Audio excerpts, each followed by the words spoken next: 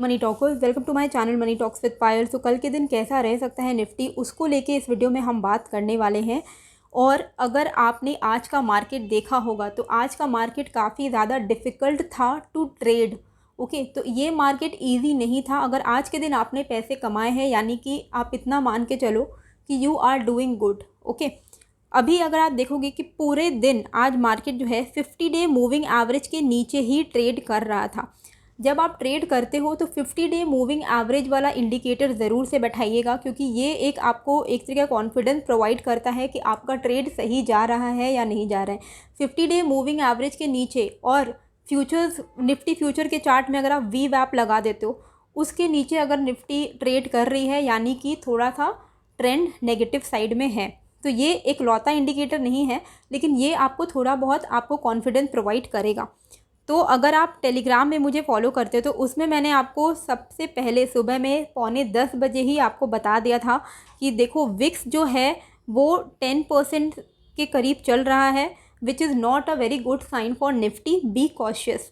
Vicks का क्या होता है, एक नेगेटिव कोरिलेशन है निफ्टी के साथ। ओके, आज मुझे फिर ये मैसेज देख के मुझे कमेंट यूट्यूब में किसी ने किया कि उनको नहीं समझ आ रहा था कि विक्स अगर ऊपर है तो हमें क्या करना चाहिए।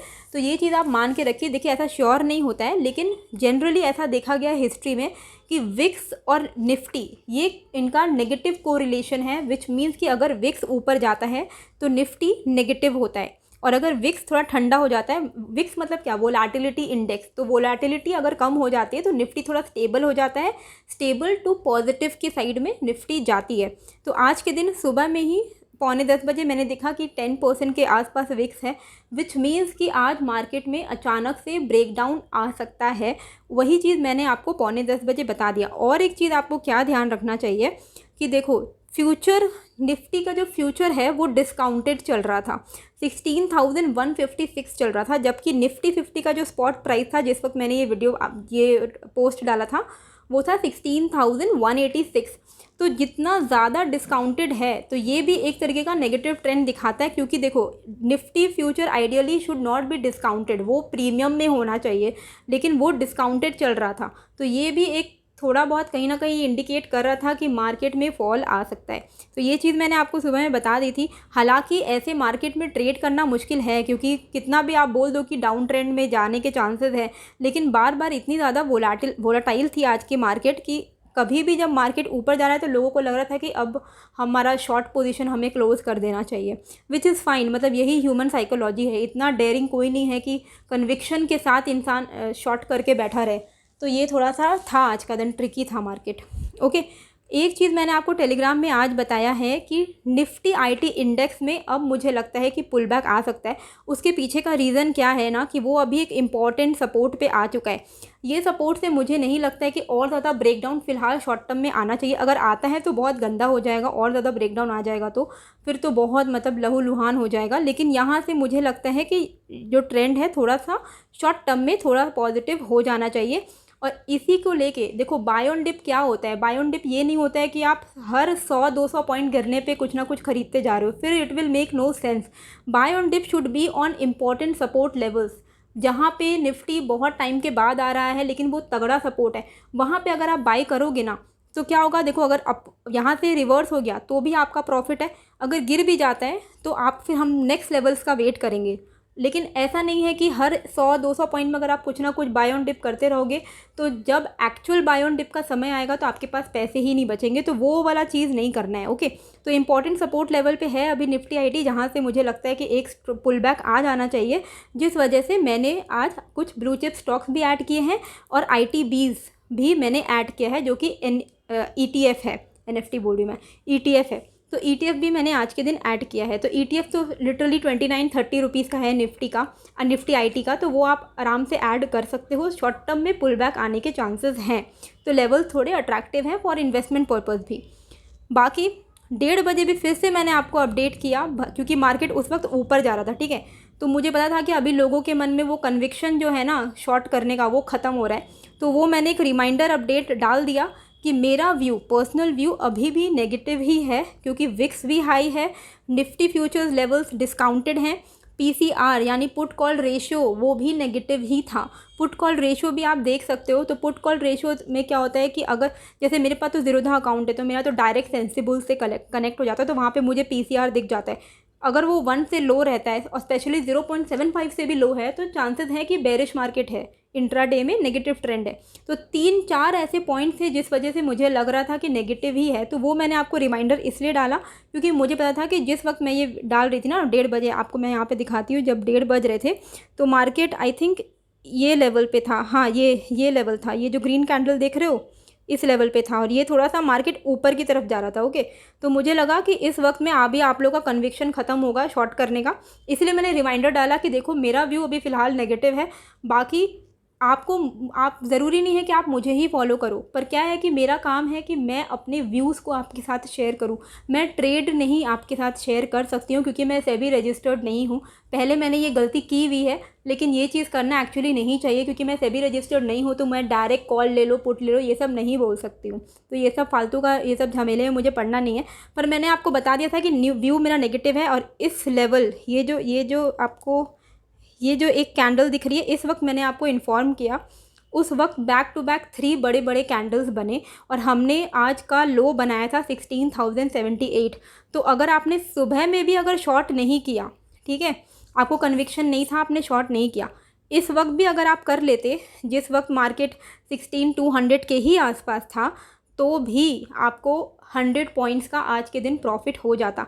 हालांकि आज का एक्चुअली डिफ़िकल्ट मार्केट था तो इस मार्केट में कन्विक्शन की थोड़ी सी दरकार थी।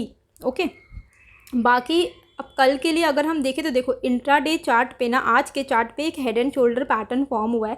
हेड एंड शोल्डर पैटर्न जो होता है वो नेगेटिव ट्रेंड दिखाता है, तो इंट्राडे में ट्रेंड नेगेटिव है। अगर बाय चांस कल के दिन फ्लैट ओपनिंग कहीं इसी साइड में कहीं पे हो जाती है तो ये जो नेक लाइन है 16,100 के आसपास, ये एक बहुत इंपॉर्टेंट लेवल हो जाएगा।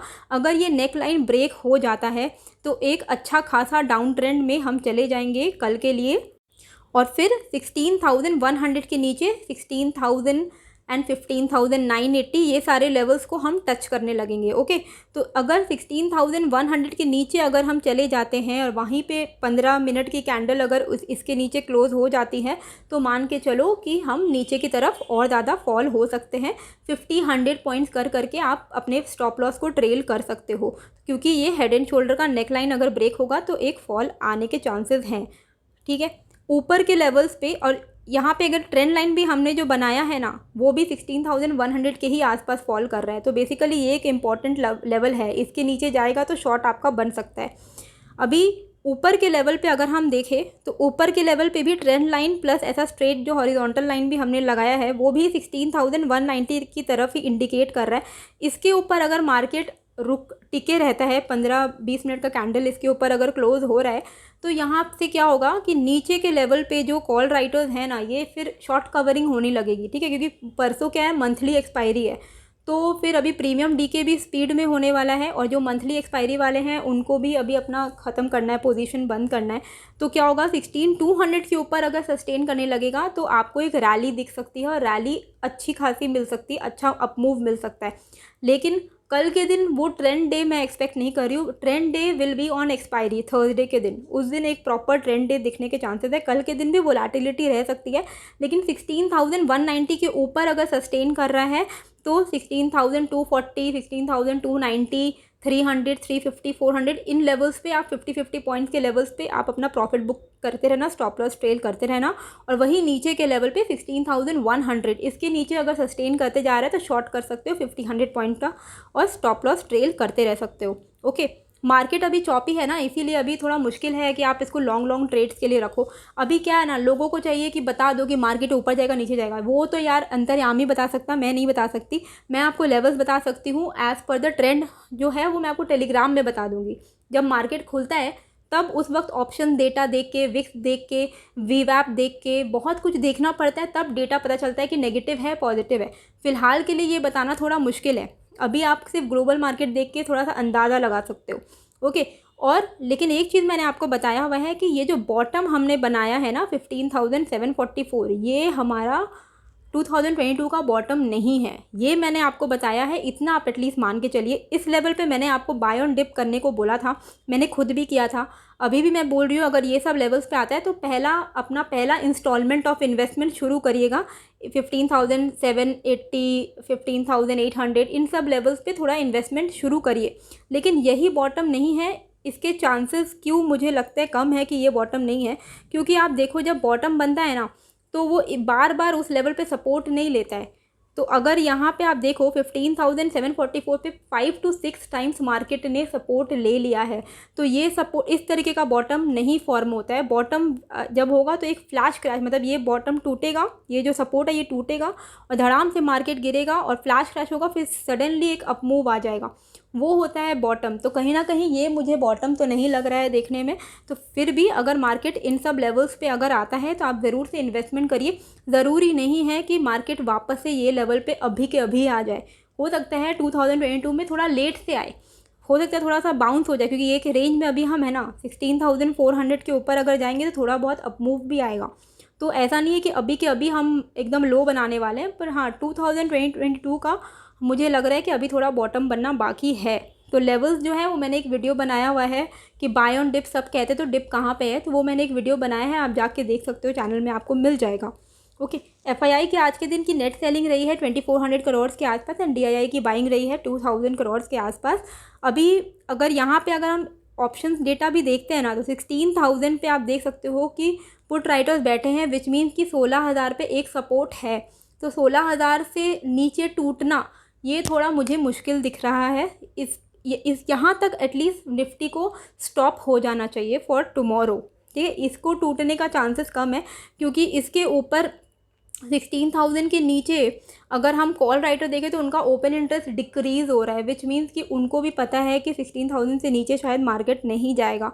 तो मुझे भी नहीं लगता है कि टूटना चाहिए, अगर टूट जाता है तो डेटा पूरा चेंज हो जाएगा, उलट पुलट हो जाएगा और उसके बाद फिर ज़्यादा कॉल राइटर्स आ जाएंगे, ऐड हो जाएंगे, वो अलग बात है। फिलहाल के लिए जो सपोर्ट है वो 16,000 पे है एंड जो इमीडिएट रेजिस्टेंस है वो 16,200 पे है। तो इसके ऊपर अगर जाएगा तो आप आराम से लॉन्ग पोजीशंस क्रिएट कर सकते हो, लेकिन बहुत एहतियात से, क्या एहतियात ही बोलता है आई थिंक, 50-100 पॉइंट्स का जल्दी जल्दी आपको स्टॉप लॉस ट्रेल भी करना है और प्रॉफिट बुकिंग भी करते रहना है, ज़्यादा लालच नहीं करना है। होप आपको वीडियो अच्छी लगी, कैसी लगी मुझे कमेंट करके ज़रूर बताइएगा, नए हो तो सब्सक्राइब कर लीजिएगा। मिलते हैं फिर एक नए वीडियो के साथ। Thank you.